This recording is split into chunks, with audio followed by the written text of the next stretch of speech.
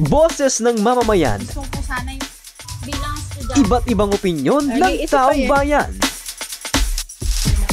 Ang gusto ko talagang Ating alamin sa Kalye Survey. Masaya sir, siyempre maganda. Siyempre, sa ating hindi naman ganun ng kalakihan sahod. Siyempre, malaking tulong na po yung dagdag yan.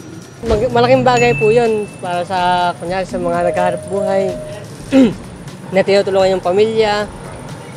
Kaya nga, malaking dagdag yun. Mainam po yan kasi po sa taas po ng gasolina, malaking tulong na rin po sa amin po yun na malayo po yung uwian para po naman po makakuha naman po sa ikaw po, dagdag sweldo po. Kaya po, papasalamat po kami kung mayroon pong kung dadagdagan po ng 40 pesos po, ito po. Bilang isang nagtatrabaho, napakaganda po sa amin na madagdagan yung sahod namin. Napakalaking bagay na po ng 40 pesos na itataas na dagdag sahod. Dahil sa taas ng mga bilihin. Sobra, bigas pa lang, mga bills pa. Magandang tulong po yun kasi kapag madagdag sa sahod, kapag kapag naipon din po kasi naipon nyo, lumalaki.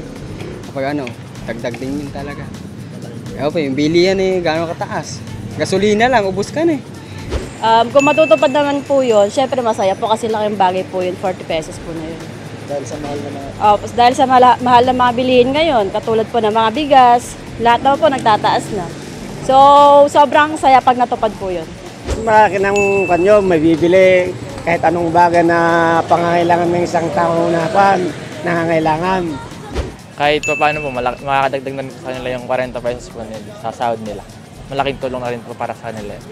Kasi po, mahirap na po yung buhay ngayon. Kaya parang ayos din po na may dagdag po sa sweldo. Kahit pa paano. Opo. Kasi nagtrabaho rin po ako dati bago pa ako mag-aral Opo, malaking tulong na rin po yun.